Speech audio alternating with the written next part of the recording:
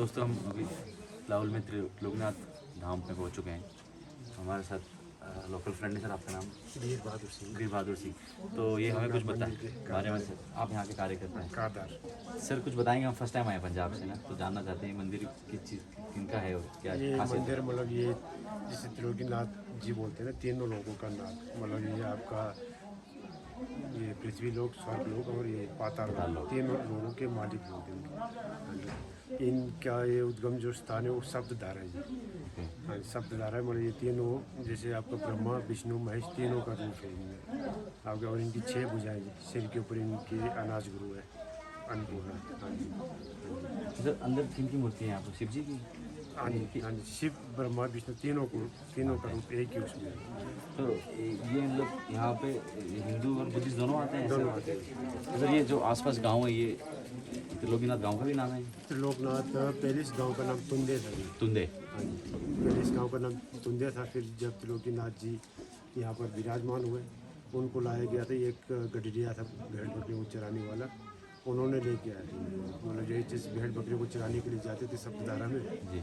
फिर शाम के समय जब भेड़ बकरियाँ गाँव में वापस पहुँच जाते थे तो उनके थन में दूध नहीं होता था। फिर लोगों ने सोचा कि भाई ये जो गडरिया जो पुहाल है जिसका नाम टिंडूरू था, शायद ये दिन के समय दूध लेता चोरी से और खुद पी जाता है और शाम के समय हमें मिलता ही नहीं दूध। फिर कई बार ऐसे चलता रहा। फिर कुछ दिनों के बाद गाँव वाले जब ज़्यादा तंग हो गए, फिर उन्होंने जो हमारे यहाँ पर जो बुजुर्ग थे उस समय जो जागीरदार थे उनसे शिकायत की कि भाई टिंडो जो है मतलब दूध वगैरह चोरी कर लेता है भेड़ बकरियों में। जब शाम को हम दूध दे तो होता है उनके थन में दूध। फिर टिंडो की पेशी लगी।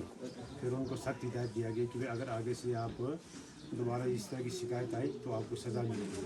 फिर उस दिन टिंडो बेचारा सज़ा के मारे डर के मारे दिन भर मतलब सो नहीं पाया और एक पत्थर के पीछे छिपा रहा।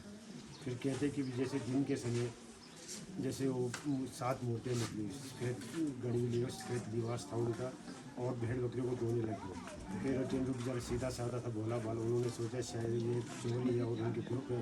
जैसे वो पकड़ने के लिए दौड़ा तो 6 तो लुप्त हो गए और एक जो त्रिलोकनाथ जी थे वो उनके हाथ में आ गए और उन्होंने उनको पकड़ के जैसे गाँव की तरफ चलने लगे तो त्रिलोकनाथ जी बोलने लगे कि टिंडू मैं कोई साधारण व्यक्ति नहीं हूँ, मैं साक्षात मतलब ब्रह्मा विष्णु तीनों लोगों का मालिक हूँ। आप मुझे छोड़ दो, मतलब बदले में आप जो मर्जी चाहते मैं दे दूँगा। फिर टिंडू सीधा साधा था, उसने सोचा ये शायद मुझे लालच दे रहा है, मुझे छोड़ने के लिए मतलब बहाने ढूंढ रहा है, मतलब मुझे लालच दे रहा है। फिर वो माना नहीं, वो मतलब चलता गया उनको उठा के नीचे की तरफ गाँव की तरफ।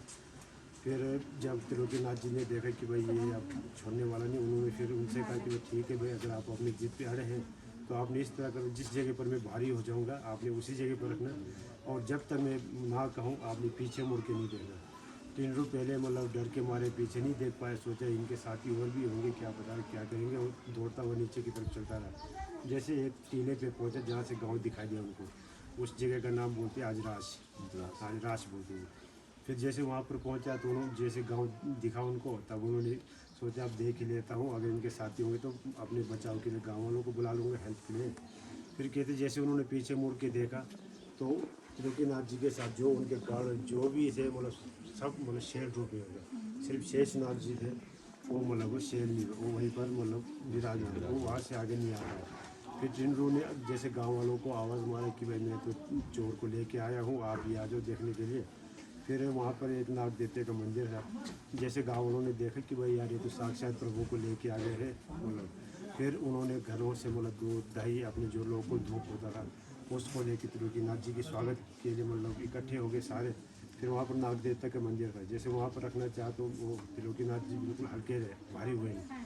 फिर उन्होंने यहाँ के जो जागीरदार थे हमारे जो पूर्वज थे उनको मैसेज भेजा कि त्रिलोकीनाथ ने ये क्या बोलते टिंडू पुहाल ने तो आज बहुत बड़ा काम कर लिया है, वो तो साक्षात भगवान त्रिलोकनाथ को उठा के लिया है। फिर जैसे यहाँ के जो राजा जी थे उनको जैसे पता चला तो उन्होंने पूरे गाजे बाजे के साथ जो उनके मतलब गाजे बाजे के साथ जो भी है सब के साथ मतलब साथ लेने के लिए मतलब आधे रास्ते उतने में परे से गाँव वाले भी आ गए और यहाँ से मतलब राजा साहब जो है खुद मतलब त्रिलोकीनाथ जी को मतलब स्वागत के लिए मतलब चल पड़े यहाँ से। फिर कहते कि जैसे ही यहाँ पर मंदिर में पहुँचा तो गाँव वालों ने यहाँ पर उनकी दूध दही और अपने जो लोग उनकी स्वागत किया।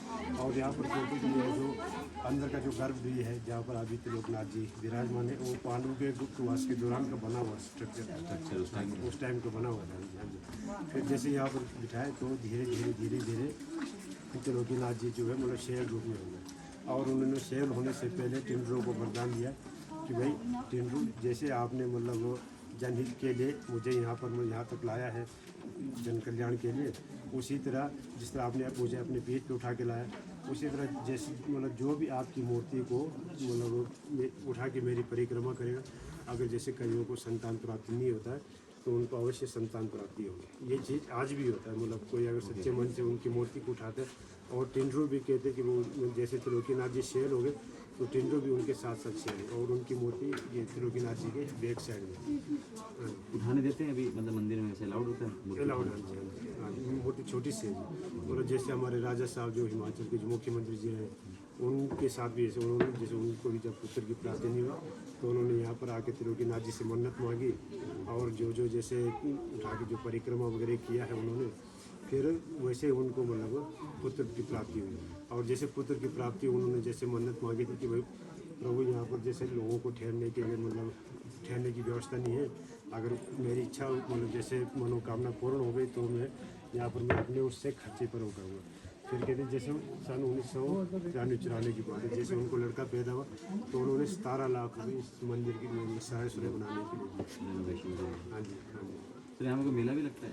हाँ जी, एक मेला जैसे अभी 11 तारीख को है त्रिलोकीनाथ जी शब्द, जैसे मतलब उसमें क्या होता है कि कहते हैं कि हर तीसरे साल जो है त्रिलोकनाथ जी सप्तधारा चले जाते हैं अपने जहाँ पर जो उद्गम स्थान है वहाँ चले जाते हैं। फिर यहाँ से दोबारा जैसे पुराने जो विधि विधान जो जैसे पहले का जो जब त्रिलोकीनाथ जी के स्वागत के लिए जो मतलब उस समय जो परंपरा थी उसको अभी भी निभाया जा रहा है। जैसे सुबह जाएंगे गाजे बाजे के साथ सप्तधारा, और शाम को फिर त्रिलोकीनाथ जी जैसे मतलब उनकी रथ जाती है और बोलते कि त्रिलोकीनाथ जी जो है उस रथ के ऊपर वापस आ जाते हैं। फिर जैसे उनका रथ जैसे हिंसा गांव में पहुंचता है जहाँ नाग देवते का मंदिर है, वहाँ पर भी आज भी मतलब उसी तरह से धूप दही और मतलब उसी सिस्टम से मतलब उनका स्वागत। सप्तधार कितना दूर है वैसे?